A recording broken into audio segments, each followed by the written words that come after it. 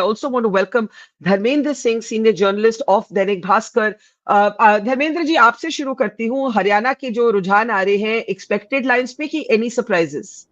नहीं, expected line पे ही हैं। अभी तक जो हरियाणा के एग्जिट पोल आ रहे हैं, असल में क्या है कि पिछले 10 साल की जो बीजेपी की गवर्नमेंट रही और उसको एंटी इनकम्बेंसी का काफी सामना करना पड़ा, जो जवान पहलवान और नौजवान की जो उसकी बात है किसान की, और उसके साथ साथ संविधान भी यहाँ पे जुड़ा।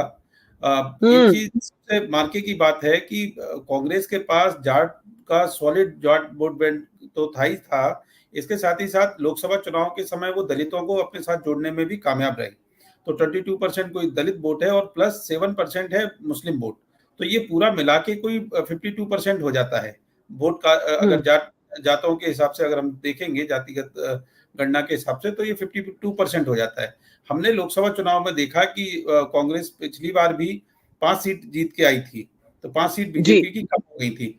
इसीलिए आप देखिएगा कि शुरुआत से ही बीजेपी ने वोट के जैसे ही टिकट अनाउंस हुए उसके तुरंत बाद से ही बीजेपी दलित वोट पे आ गई थी। सैलजा का मुद्दा उठाया बहुत जोर शोर से। कांग्रेस ने आखिरी में आके राहुल गांधी की सभा में आके और अशोक तंवर को अपनी तरफ किया।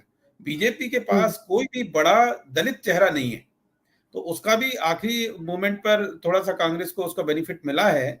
मुझे लगता है कि पोल जिस तरीके से आए हैं, नतीजे के लिए तो इंतजार करना ही चाहिए 8 तारीख का, लेकिन जो एक्सपेक्टेड लाइन है करीब करीब मुझे लगता है कि नतीजे भी उसी फॉर्म में आने चाहिए।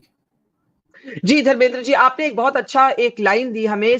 जवान पहलवान किसान तो थे ही मुद्दे, उसके साथ संविधान भी जुड़ गया। I think this is in a way the line of the day. It really encapsulates what's happened in Haryana. Ashwini